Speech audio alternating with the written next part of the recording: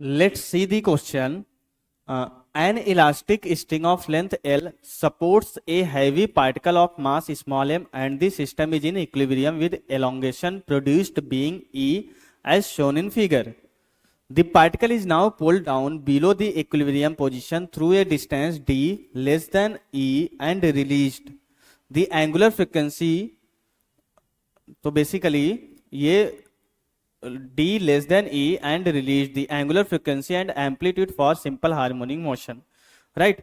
तो basically question में क्या बोला जा रहा है कि यहाँ पे ये पहले क्या था, हमारा नेचुरल लेंथ में हमारा क्या था, कोई इलास्टिक स्ट्रिंग थी, हमने उसको क्या कर दिया, एक मास लटका दिया, तो नेचुरल लेंथ से यहाँ पे आकर के क्या हो गया, मीन पोजीशन मतलब इक्विलिब्रियम पोजीशन पे आ गया। तो जो इस इलास्टिक स्ट्रिंग के एक्सटेंशन की वजह से जो फोर्स लग रहा होगा इसमें रीस्टोरिंग, वो इसके वेट को बैलेंस कर रहा होगा। देन उसके बाद हमने क्या किया, थोड़ा सा और कंप्रेस किया, तो अब क्या हो जाएगा, स्ट्रिंग इलास्टिक स्ट्रिंग फोर्स ज्यादा हो जाएगा कंपेयर टू इसके वेट के, तो ये क्या करेगा, इस तरीके से ऑसिलेट होने लगेगा। तो हमें क्या बताना है, इसका एंगुलर फ्रीक्वेंसी और एम्पलीट्यूड ऑफ दी ऑसिलेशन बताना है, राइट। तो बेसिकली क्वेश्चन में वही हम क्या यूज करेंगे यहाँ पे, तो क्वेश्चन में हम बेसिकली वही यूज करेंगे, तो टाइम पीरियड या angular frequency of the oscillation. तो हम क्या यूज करेंगे, कौन सा कंसेप्ट, टाइम पीरियड या एंगुलर फ्रीक्वेंसी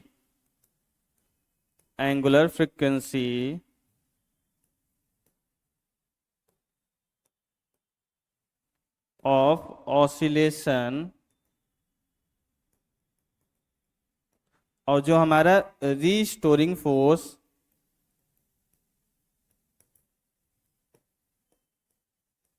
यहां पे जो लगेगा वो स्प्रिंग फोर्स के बराबर लगेगा, क्योंकि ये स्प्रिंग की तरह बिहेव करेगा, और ये कितना होता है, kx के बराबर मैग्नीट्यूड की बात करें। अगर आप डायरेक्शन के साथ लिखना चाहोगे तो माइनस kx, जो कि फोर्स की डायरेक्शन को बताता है, डिस्प्लेसमेंट के अपोजिट डायरेक्शन में होता है।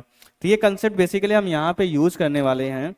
अब देखो, अगर हम यहाँ पे चेक करें, जब हमने यहाँ पे मीन पोजीशन, सबसे पहले हमें क्या करना है, अगर एंगुलर फ्रीक्वेंसी निकालना है या टाइम पीरियड निकालना होता है तो हम दो से स्टेप फॉलो करते हैं। सबसे पहले हम क्या करते हैं, ये मीन पोजीशन पे हम क्या करते हैं, फोर्स को लिखते हैं।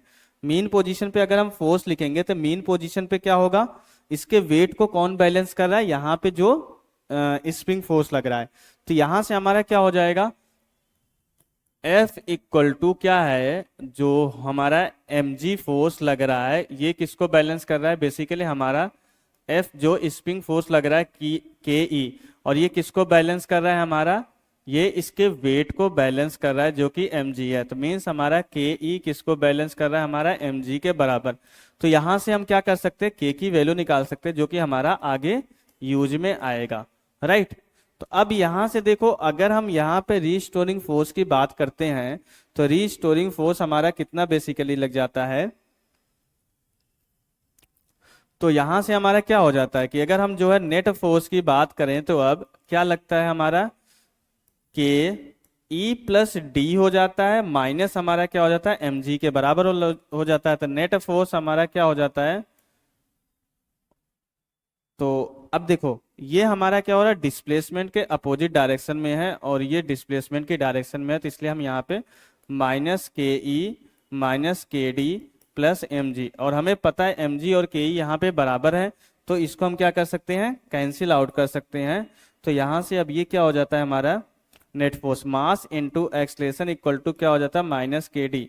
तो एक्सलेशन हमारा क्या हो जाता है, माइनस के डी डिवाइडेड बाई एम के बराबर हो जाता है। तो यहाँ पे एंगुलर फ्रीक्वेंसी हमारी क्या आ जाती है, एंगुलर फ्रीक्वेंसी हमारी, अगर इसको हम अपने सिंपल हार्मोनिक मोशन से, डी हमारा क्या है, displacement from the mean position है, तो यहाँ से हमारा एंगुलर फ्रीक्वेंसी कितनी आ जाती है, ओमेगा इक्वल टू कितना हो जाता है, अंडर रूट के डिवाइडेड बाई एम के बराबर हो जाता है। तो ओमेगा इक्वल टू हमारा, और के हमें पता है कितना है, हमारा M G divided by E, M G divided by E into M हो जाता है। तो ओमेगा हमारा क्या हो जाएगा, under root G divided by E के बराबर हो जाएगा, राइट।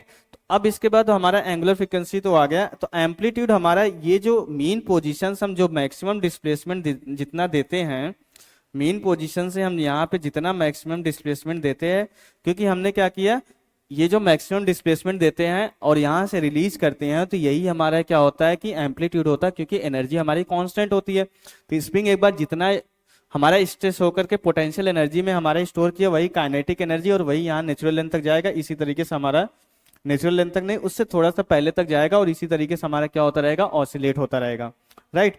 तो इसलिए हमारे यहाँ पे जो है एंगुलर फ्रीक्वेंसी तो हमारे कितनी हो जाएगी, √g डिवाइडेड बाई ई, और एम्पलीट्यूड हमारा कितना हो जाएगा, d के बराबर हो जाएगा। तो अब यहाँ से अगर हम ऑप्शंस को चेक करें, तो जो फर्स्ट ऑप्शन है हमारा मैच कर रहा है, तो first option will be the correct option for this particular question.